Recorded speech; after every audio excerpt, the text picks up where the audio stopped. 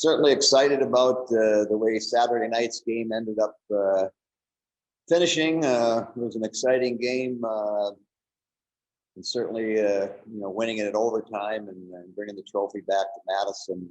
Very excited for our players. They persevered, through some obstacles and some adversity throughout the game Saturday, but kept the foot on the gas pedal and.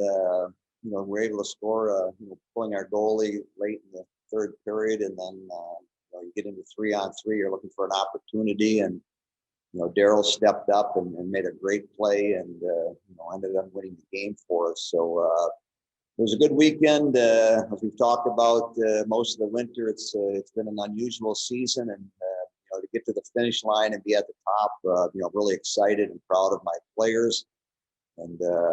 The thing that really excited me was that, we had to earn it. We really had to earn that Saturday night, and our players stuck with it and really pushed themselves and left everything out on the rink. And at the end of it, they got rewarded with the trophy, and very excited for them. We have questions from Todd Maluski. Hi, Mark. I think you'll probably take Daryl Watts out there in 3-on-3 anytime you can get her out there at this point now, right? Yeah, it's a different type of game, as you well know, and it's about managing the puck and being patient and trying to create something. And so it's like playing chess. Who's going to make a major mistake to give the other team an opportunity on an out-person rush? And Britta Curl made an excellent play on the 3-on-3, and did some great back pressuring, eliminated a couple of the Duluth players. And then, like we see in basketball, did a no-look pass and put it right on Watson's on her tape. And, as she's moving down towards the Duluth goaltender, Lamatina steps up to make it a 2-on-1, which gives you a different look if you're defending. And, then Daryl was Daryl. I saw Patrick Kane score a very similar goal yesterday, number 400 for him. And I sort of joked around that he must have been watching our game Saturday and up in Duluth because of a very similar type goal. But that's what you're looking for, an opportunity. And when the puck's on, your best goal scorer, you like your chances. Todd, did you say you had extra questions? I do, thanks.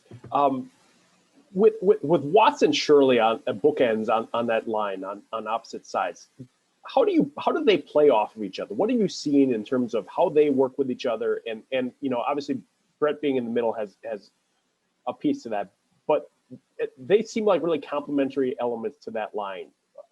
What have you seen in that, the way they've built to that point?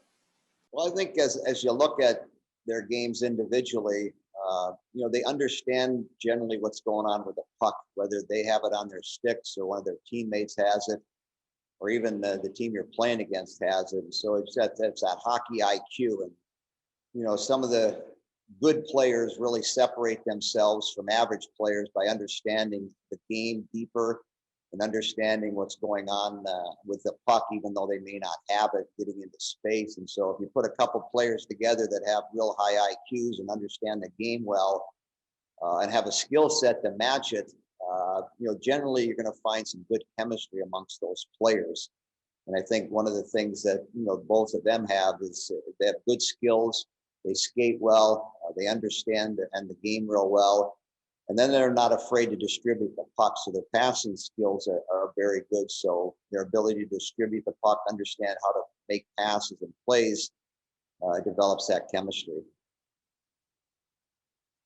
I wonder if is Sophie developing kind of along the same path? I mean, we've seen where Daryl obviously came in at a really high level and has grown a little bit. Has Sophie's development as a 200-foot player been something you wanted to come along the same way, and how have you seen her doing that?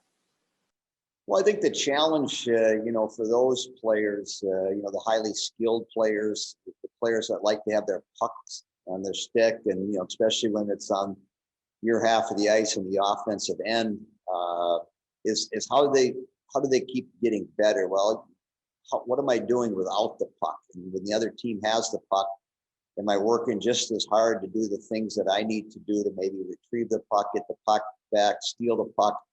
And so, whether it's Daryl, whether it's Soph, it's like, those highly skilled offensive players, you're always working on them.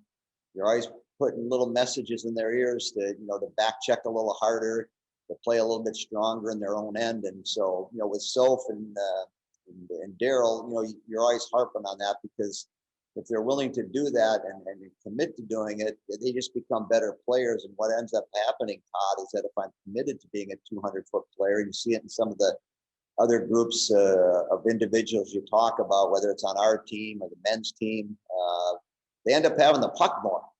And so if they commit to that 200-foot game, the end result is they're going to have the puck more, and we're going to have the puck more. And so you're always working on it, because whether you're those two players, other players on our team, your team becomes stronger if you get those kids to commit to being better 200-foot players. Any further questions for Coach Johnson? I have One more from Todd. Yeah. Okay. Is there some just general defensive upkeep you'd like to see happen after last weekend? It's been a while since you guys have given up 7 goals in a weekend. And I know that was, Duluth is a team that can push it right at you. Obviously, you're going to play Minnesota this week, so you're going to face a team that is along those same lines. How do you plan to kind of, is there a reminder that it's needed this weekend, defensive zone wise?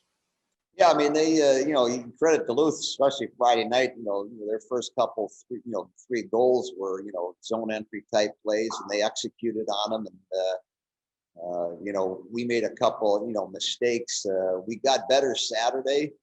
Even the second half Friday, we were better in the neutral zone of, managing the puck. And as you well know, if you don't manage the puck in certain areas, and teams have that ability to jump up defensemen and give you odd numbered situations, then you're putting your goalie out to dry a little bit and forcing her to make some saves for you. And so we got better Saturday, and playing on a smaller sheet like we did up in Duluth, it takes probably half a period to really get the players to understand, because things are happening a lot quicker. And so Minnesota's going to be the same thing, and hopefully some of the things that we learned from this past weekend are going to help us as we start our game Saturday afternoon against Minnesota. But yeah, and it's got to be collectively the 5 people on the ice. If you have a breakdown with 1 or 2 players, then you're going to give the other team these opportunities. And as you mentioned, Minnesota's got some kids that can get up the ice and have shown that they can score goals. So you just got to be aware of that. And,